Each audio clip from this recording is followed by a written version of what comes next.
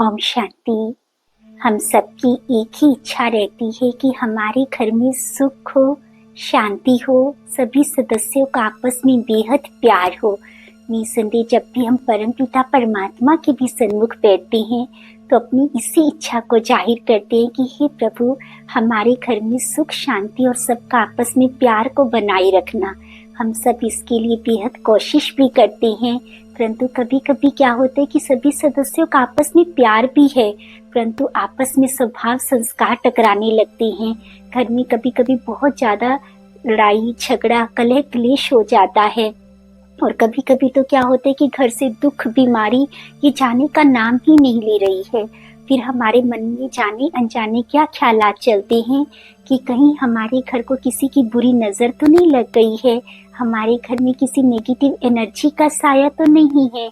अगर आप भी किसी भी इसी प्रकार की प्रॉब्लम को फेस कर रहे हैं, या आप चाहते हैं कि आपका घर का वातावरण बहुत अधिक सुंदर हो जाए, जिसमें रूहानियत हो, प्रभु प्यार की फीलिंग आए, तो एक बार आप इस क्लास को सुनेंगे तो निश्चित तौर पर बहुत अधिक सहज उपाय हैं, उनको करने से आपको 100% रिजल्ट्स मिलेंगे।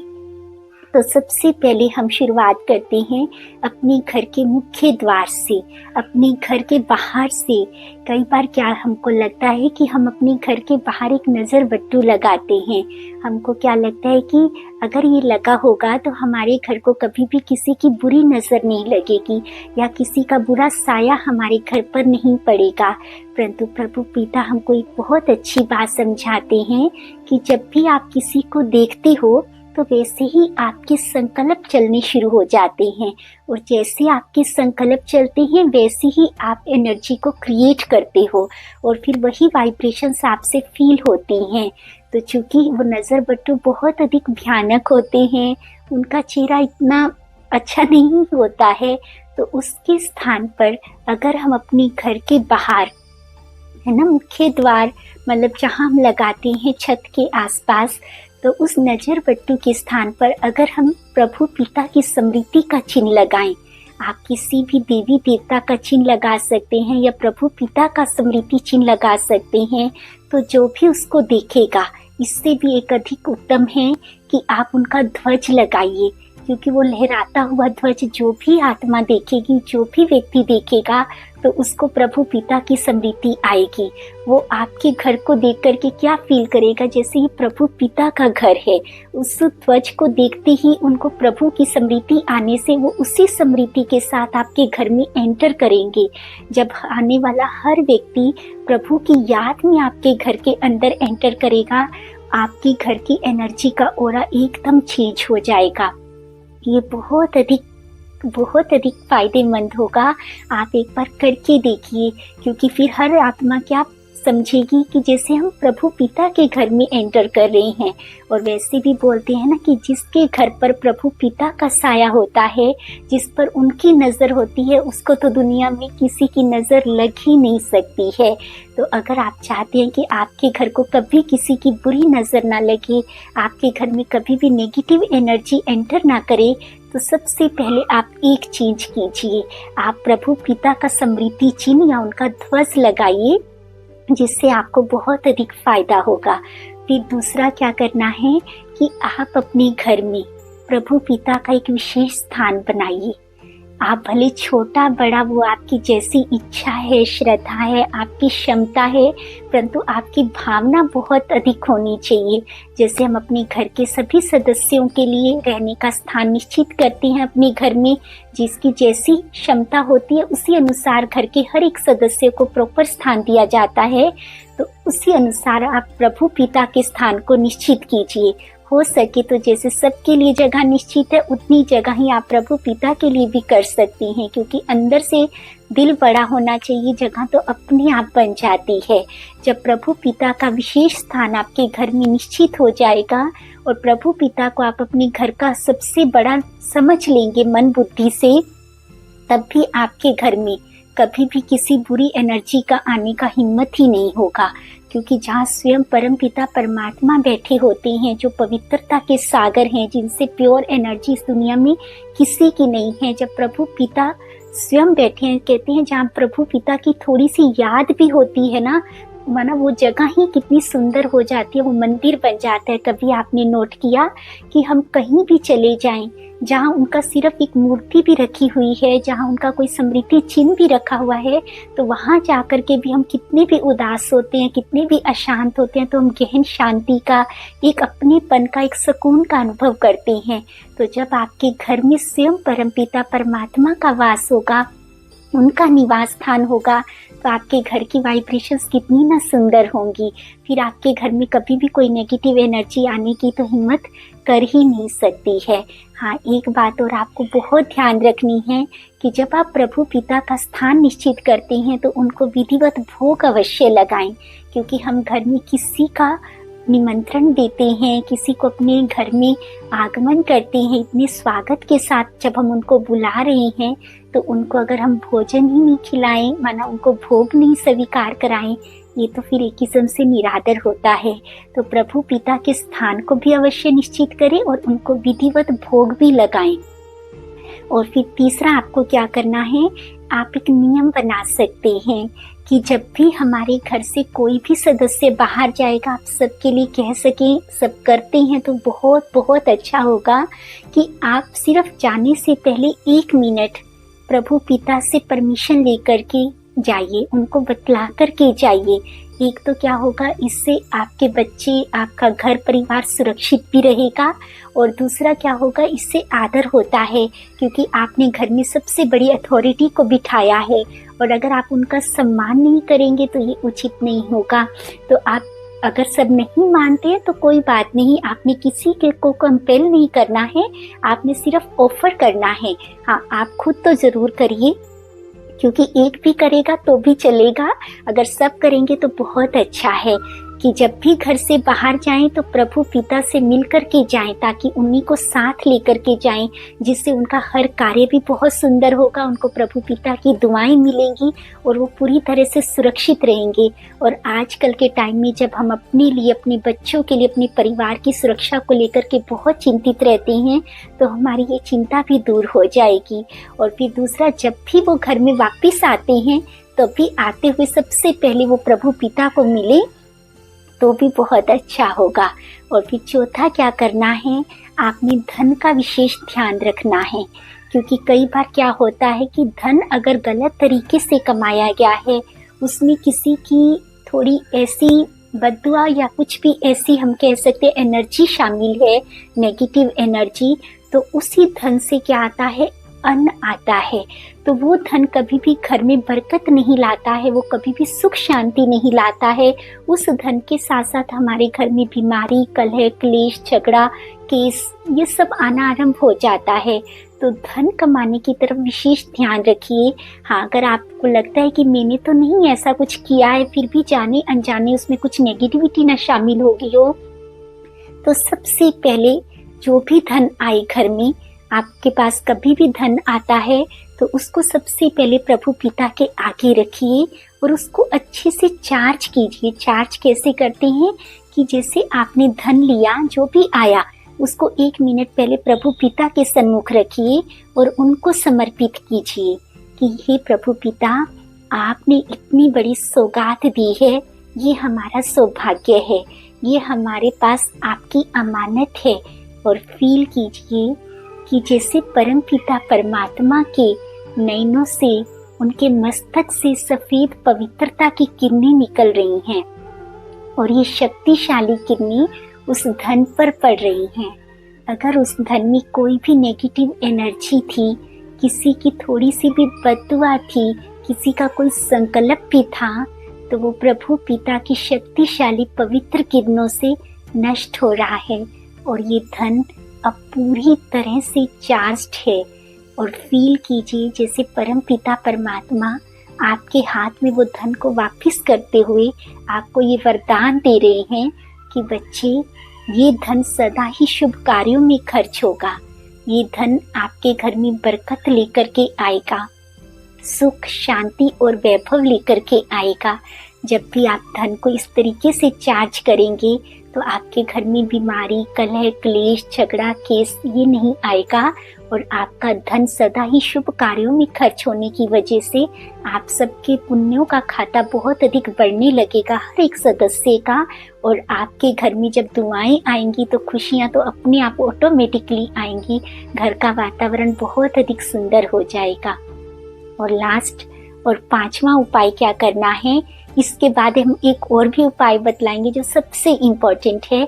लेकिन इससे पहले क्या है कि घर में अन्न की बहुत अधिक मतलब प्रभाव पड़ता है। तो जब भी आप घर में भोजन को बनाते हैं तो वो प्रभु की स्मृति में बनाएं, क्योंकि एक गृहिणी के हाथ में घर की किचन होती है। वो चाहे तो अपने घर को स्वर्ग बना सकती है। वो कैसे बना सकती है कि जब भी वो भोजन बनाए तो प्रभु पिता के प्यार के, उनकी याद के सुंदर सुंदर भजन गीत चलाए। जब बाबा के प्यार के गीत चलते हैं, बाबा का वो प्यार, आपकी वो भावना उस भोजन में शामिल होती है, तो वो अन्न के बहाने से सबके मन तक पहुंचती है, जिससे सबका मन बहुत अधिक पवित्र, सुंदर और शांत होता है, जिससे घर का वातावरण ऑटोमेटिकली बहुत सुंदर हो जाता है। एक बहुत छोटा सा सत्य अनुभव सुनाते हैं एक माता जी का, जिन्होंने शेयर किया। उन्होंने बतलाया कि वो मधुबन हमेशा सेवाओं के लिए जाते थे, तो मधुबन भंडारे माना किचन में उनकी हमेशा ड्यूटी लगती थी, जहाँ पर वो रोटी बेलने का, थेपरे बेलने का सेवाएं देते थे अपनी। तो वहाँ पर सूरज भाई जी का बहुत आगमन रहता है। तो वो उन्होंने बहुत सुंदर बतलाया कि आप सबके हाथ में मतलब किचन है, भंडारा है, आपको परम पिता परमात्मा ने बहुत बड़ी ड्यूटी दी है। माना आप अन्न हमेशा परम पिता परमात्मा की याद में बनाएं। आपको एक चैलेंज की तरह लेना है कि मुझे सदा ही परम पिता परमात्मा की याद में ही भोजन को बनाना है। तो माता जी ने कहा, जैसे ही मैं वहां से सुन करके आई तो मुझे लगा कि मुझे घर में भी सदा प्रभु पिता की स्मृति में ही, माना बाबा की याद में ही भोजन को बनाना है। तो फिर मुझे समझ नहीं आ रहा था कि कैसे बनाऊं।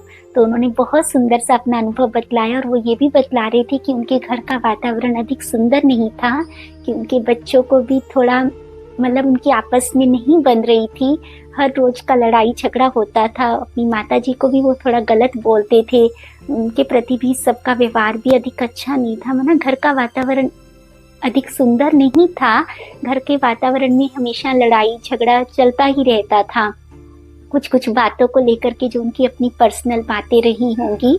तो उन्होंने कहा कि बस मुझे जैसे बाबा ने टच किया, मैंने ये फील किया कि मैं रोटी को बेल रही थी, तो मुझे ये अनुभव हुआ कि जैसे मेरा परम पिता परमात्मा एक छोटा सा सूक्ष्म बिंदी है, गोल है, ऐसे ही ये रोटी भी छोटी सी गोल है। तो मैं ये फील कर रही थी कि अब ये रोटी नहीं है, ये स्वयं परम पिता परमात्मा है, जो एक छोटी सी बिंदी जो सूर्य की तरह चमक रही है और जिससे अनंत पवित्रता की किरणें निकल रही हैं। आप समझ रही हैं, माना उनको वो रोटी ना दिखाई देकर परमात्मा पिता दिख रहे हैं और क्या फील कर रहे हैं कि परमात्मा पिता सूर्य की तरह चमक रहे हैं और उनसे अनंत पवित्रता की किरणें निकल रही हैं और ये किरणें मेरे पूरे घर में जा रही हैं और पूरे घर के वातावरण को बहुत अधिक सुंदर बना रही हैं। कहते मैंने सच में कुछ ही दिन किया, मैंने फील किया कि धीरे धीरे, ऐसे नहीं कि एकदम ही सबका व्यवहार बदलने लगा, पर मैं फील करने लगी कि जैसे धीरे धीरे हर एक का मन बदलता जा रहा है, थोड़ा थोड़ा उनका मनमुटाव कम होता जा रहा है। धीरे धीरे घर के वातावरण में वो वाइब्रेशंस फील होने लगी और आज वो समय है कि हमारे घर में ऐसे लगता ही नहीं कि कभी किसी का टकराव होता है, लड़ाई झगड़ा होता है। बहुत सुंदर, जैसे स्वर्ग जैसी भासना आती है, बहुत सुंदर फीलिंग होती है। तो हमको लगता है ये बहुत अधिक उपयोगी है, क्योंकि ये बहुत सारी अनगिनत आत्माओं के ये ऐसे अनुभव आते हैं कि जब हम परम पिता परमात्मा की याद में भोजन बनाने लगे, परमात्मा पिता को भोग लगाने लगे, तो हमारे घर का वातावरण ही बहुत अधिक सुंदर हो गया। क्योंकि इसका सबसे बड़ा कारण क्या होता है कि अन्न में जो वाइब्रेशंस डाली गई हैं, वही वाइब्रेशंस अन्न के थ्रू हमारे मन तक जाती हैं और जब सबका मन पवित्र शुद्ध होने लगता है तो वातावरण तो अपने आप ही सुंदर होने लग जाता है। और सबसे आखिरी और सबसे मोस्ट इम्पॉर्टेंट, आप पूरे दिन में 5 मिनट बहुत पावरफुल अपने घर के लिए योग कीजिए, मेडिटेशन कीजिए। आप कैसे करेंगे कि जैसे आप परम पिता परमात्मा का जो आपने स्थान निश्चित किया है उसी स्थान पर बैठ कर के कीजिए और फील कीजिए कि जैसे परम पिता परमात्मा बिल्कुल साक्षात आपके सन्मुख बैठे हैं। अनुभव करो कि जैसे परम पिता परमात्मा आपको बहुत पावरफुल दृष्टि दे रहे हैं और उनकी नैनों से बेइंतहा प्रकाश निकल रहा है और ये प्रकाश आपके घर के कोने कोने में जा रहा है। आप अनुभव करेंगे, आपके घर का एक एक कोना देखेंगे कि घर के एक एक कोने में बाबा की, परम पिता परमात्मा की पवित्र किरणें जा रही हैं और मेरे घर में से नेगेटिव एनर्जी धुएं की तरह निकल रही है। क्लियरली इस सीन को देखेंगे कि इस घर में किसी भी प्रकार की अगर कोई नेगेटिविटी थी या है तो स्वयं परम पिता परमात्मा की शक्तिशाली किरणों से वो धुएं की तरह बाहर निकल रही है और ये घर एकदम पवित्र पॉजिटिव वाइब्रेशन से भरपूर हो गया है। आप अपने घर को फील करेंगे कि जैसे मेरा घर बहुत सुंदर सफेद पवित्र किरणों से भर गया है। अब घर के कोने कोने से रूहानियत की खुशबू आ रही है। ऐसा लग रहा है जैसे संपूर्ण घर स्वर्ग बन गया है। अब घर के एक एक सदस्य को भी देखेंगे मन से कि सभी परम पिता परमात्मा के सन्मुख बैठे हैं और सभी को बाबा प्यार से दृष्टि दे रहे हैं और उनको भी आशीर्वाद दे रहे हैं। आप सदा शांत रहो, स्वस्थ रहो, सुखी रहो। आप सबका आपस में बेहद प्यार हो। आप पूरे परिवार को प्रभु पिता के सन्मुख देखेंगे और बहुत सुंदर सीन रोज दिन में कम से कम एक बार तो क्रिएट करेंगे और देखना जो सीन आप क्रिएट कर रहे हैं निश्चित तौर पर आपके घर का वातावरण वैसा ही हो जाएगा। जो भी आत्मा आपके घर में भी एंटर करेगी उसको आपके घर से भी रूहानियत की, प्यार की खुशबू आएगी। हर एक के मुख से निकलेगा आपका घर तो जैसे स्वर्ग है और जब सबके मुख से निकलेगा वही हमारे लिए सच में हो जाएगा। सच में हमारा घर एकदम स्वर्ग की तरह बन जाएगा जहाँ हर आत्मा का आपस में बेहद प्यार होगा। सब आपस में मिलजुल करके रहेंगे। हम आशा करते हैं कि आपको कुछ हद तक आपके प्रश्न का भी उत्तर मिला होगा। आपको जरूर कुछ ना कुछ इससे बेनिफिट भी हुआ होगा। अगर आपको ये क्लास अच्छा लगा है तो प्लीज़ आप इसको प्रैक्टिकल करके देखिए। हमारे लिए वही आपकी सबसे बड़ी सौगात है। आप सबका बहुत प्यार और आशीर्वाद हमको मिलता ही रहता है। यही हमारे लिए आप सबकी दुआएं ही सबसे बड़ी कीमती चीज़ हैं। आप अपना प्यार आशीर्वाद ऐसे ही बनाए रखिए और सदा आप प्रभु पिता की छत्र छाया में रहें, सदा सुरक्षित रहें। हमारे दिल से सदा यही शुभ भावना और कामना निकलती है। आप सबका घर स्वर्ग की तरह रहे और आप सबका आपस में बेहद प्यार हो। शुभ भावना और कामना के साथ ओम शांति।